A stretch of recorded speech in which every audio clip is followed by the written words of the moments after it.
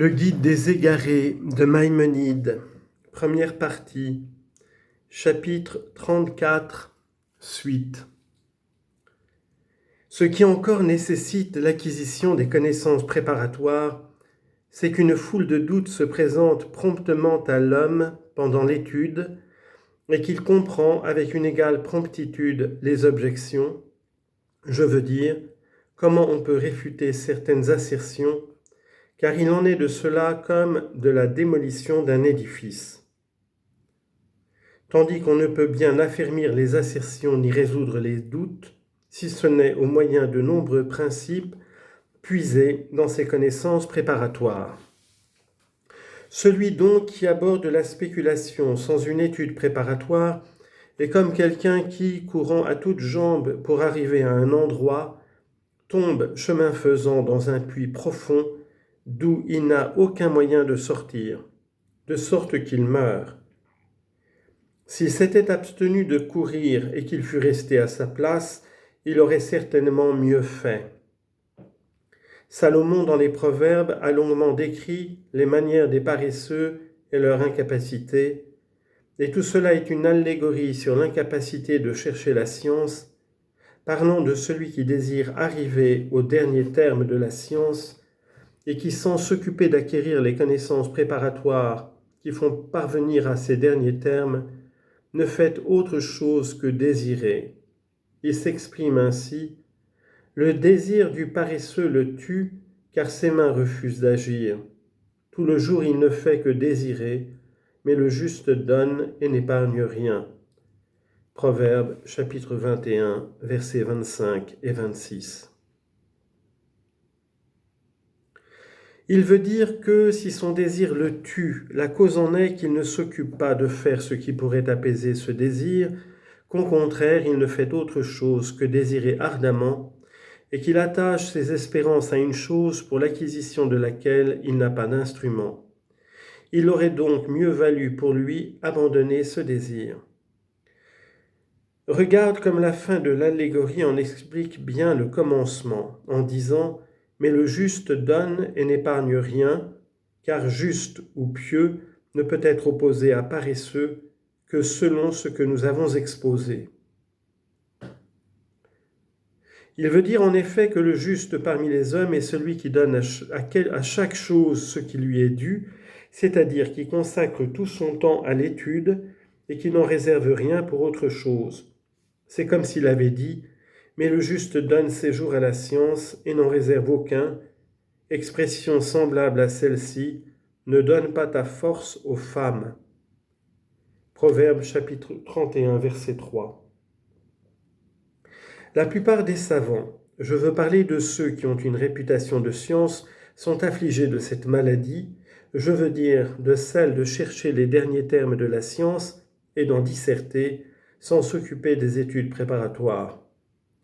Il y en a dans lesquels l'ignorance et le désir de dominer arrivent au point de leur faire blâmer ces connaissances préparatoires qui sont ou incapables de saisir ou paresseux à étudier et qui s'efforcent de montrer qu'elles sont nuisibles ou tout au moins inutiles.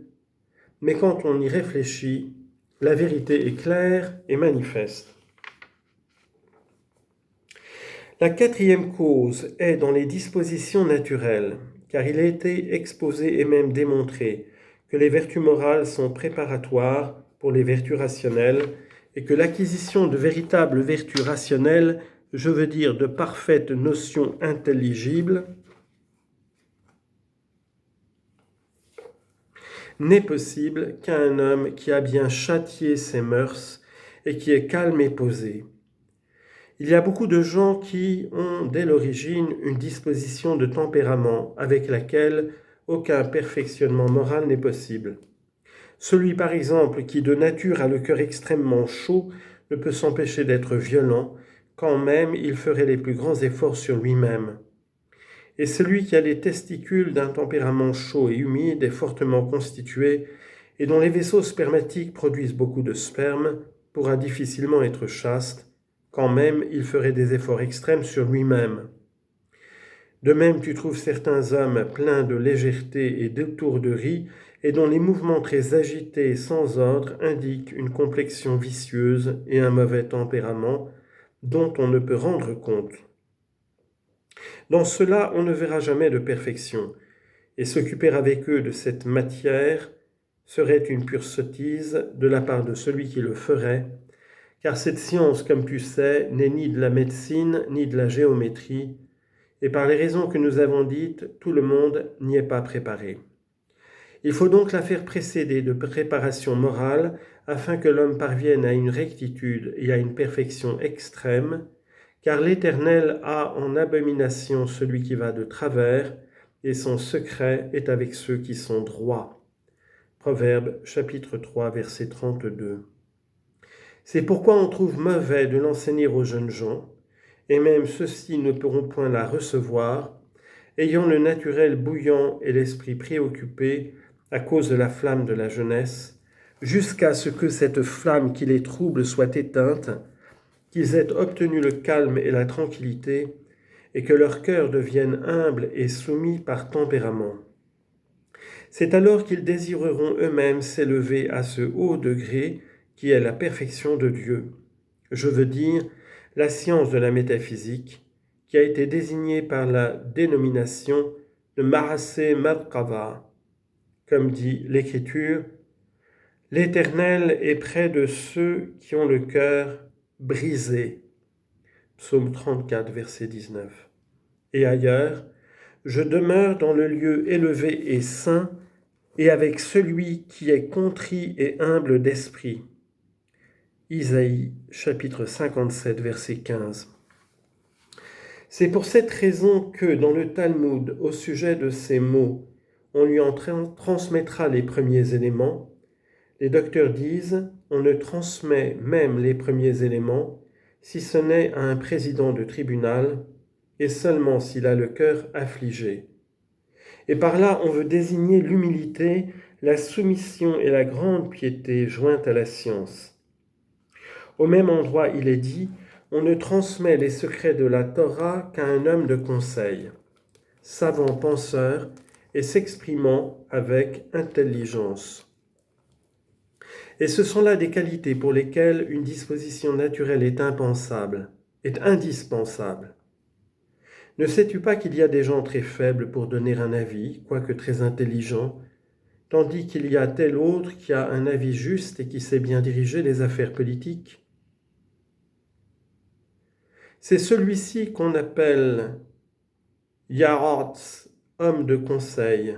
Cependant, il pourrait ne pas comprendre une chose intelligible, dût-elle même s'approcher des notions premières, et il pourrait même sous ce rapport être très stupide et sans aucune ressource. À quoi sert dans la main du sot le prix pour acheter la sagesse, quand l'intelligence n'y est pas? Proverbe chapitre 17, verset 16. Il y en a tel autre qui est intelligent d'une pénétration naturelle et qui maîtrise les sujets les plus obscurs en s'exprimant avec concision et justesse. Et c'est lui qu'on appelle Navaïv Lahash, s'exprimant avec intelligence, mais qui n'a pas travaillé et qui n'a pas acquis de science.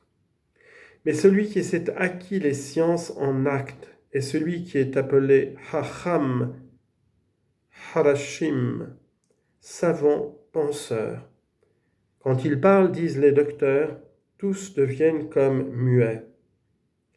Remarque bien comme ils ont posé pour condition, en se servant d'un texte sacré, que la personne soit parfaitement versée dans le régime social et dans les sciences spéculatives et possède avec cela de la pénétration naturelle, de l'intelligence et une bonne élocution pour présenter les sujets de manière à les faire entrevoir. Et ce n'est qu'alors qu'on lui transmet les secrets de la Torah.